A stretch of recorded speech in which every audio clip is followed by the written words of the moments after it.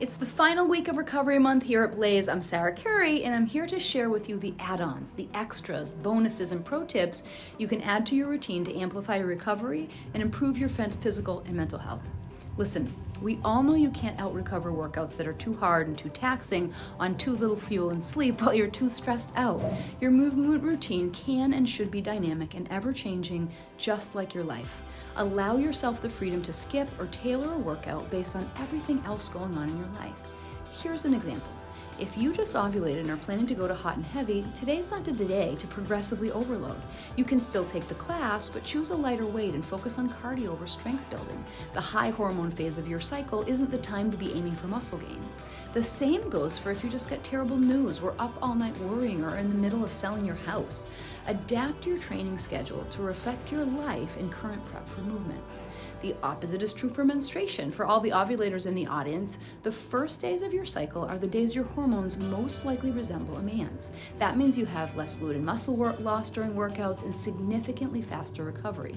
This effect slowly tapers toward ovulation and switches fairly dramatically in the second half of your cycle. Follow your cycle and maximize the impact of the time you have for movement.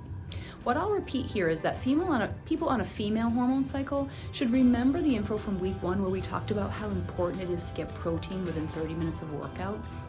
This is key in preventing sarcopenia in people over 30. Other than food, sleep, and stress reduction, there are lots of more effective techniques that help you to speed recovery and healing. Your number one pro tip: never miss a cool down. Runners who spent time at 50% of capacity after a workout were able to run up to 3 times longer on their next run.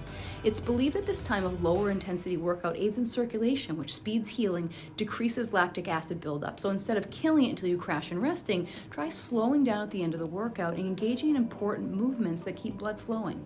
Gentle, controlled articular rotations are a perfect way to keep up the mobility and control work while speeding healing and decreasing soreness. Movement is our number one anti-inflammatory, and it's also analgesic. So grab our morning mobility routine videos on IGTV and YouTube to learn the techniques. Circulation is critical to all types of healing and recovery. It's how we get waste out and the building blocks and biochemicals in for repairs and maintenance. When we're talking about recovery supplementation, we're almost always talking about circulation, palpation, or cell membrane stretching. So if you were to search recovery on Google right now, you'd find dozens of blog posts on anti-inflammatory foods and drugs, recommendations to eat more mushrooms, load up on turmeric, blueberries, salmon. Listen, all of these foods are great for you and offer lots of benefits like phytochemicals, micronutrients, antioxidants, and more, but it is important to remember that inflammation is part of the healing process. When you use a muscle, you create micro-injuries, and the body creates inflammation to bring all the supplies you need to repair the tissues. Without inflammation, you literally can't heal. Now in sports, we tend to use ice and anti-inflammatories to decrease the perception of pain from an injury, but they don't actually help us in healing. So guzzling down an anti-inflammatory supplement after a workout is actually counterproductive. Now I am not suggesting that you should avoid these amazing, healthy anti-inflammatory foods. Please eat more turmeric and black pepper. Grab a calamari tarkari from Brew Bar Square or a veggie curry from Shalimar while we're on the topic. Just keep them out of your post-workout drinks and your supplements. Second pro tip: go to yoga. Why do you think we offer it here? One of yoga's most important effects is improving circulation. Plus, the long, slow holds create cell membrane stretching, which is the only way some wastes can be removed from your cell bodies. You literally have to stretch the walls of the cells. Additionally, the practice helps to palpate tissues all over your body. This moves lymph to prevent edema. It also moves fluids from the interstitial spaces either into your cells or into your bloodstream, so we're facilitating food in, waste out. This is especially important for healing and maintaining avascular tissues like the cartilage in your knee or the joint capsule of your hip. Now, if we're going to bring inflammation to heal the tiny micro tears in your muscles, we also need a plan to get that inflammation out and reduce your pain. Plus, if we think back to the concepts covered in weeks 2 and 3, yoga is also a powerful tool for stress relief and has been shown in studies to improve sleep quality and duration. My third pro tip: I take an Epsom salt bath every day from fall to spring. The magnesium from the salts helps you in 3 ways. 1, it replaces lost electrolytes from sweating. 2, magnesium has been shown in studies to improve sleep quality. And 3, it aids in muscle recovery and healing.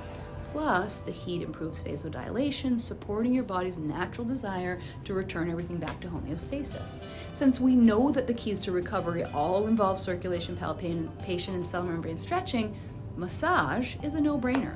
Whether you're going to do self-massage at home with a Theragun, buy expensive air compression wraps, or get help from a professional, a massage will help you to move fluids and speed recovery.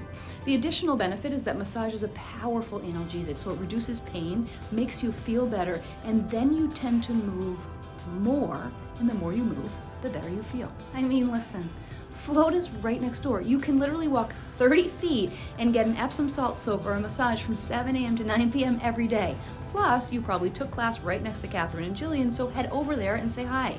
A lot of folks have asked me to recommend nutritional supplements for them to take after they practice, and let me be very clear.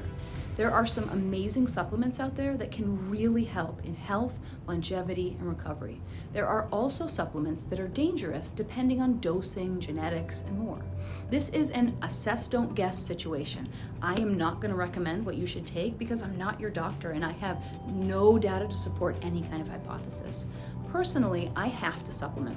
With the intensity of both my job and the volume of my physical activity in the heated environment, I can't possibly consume enough micronutrients from food. Your body processes more nutrients and faster when you're physically active, and most of the body's processes happen with increased temperatures much faster.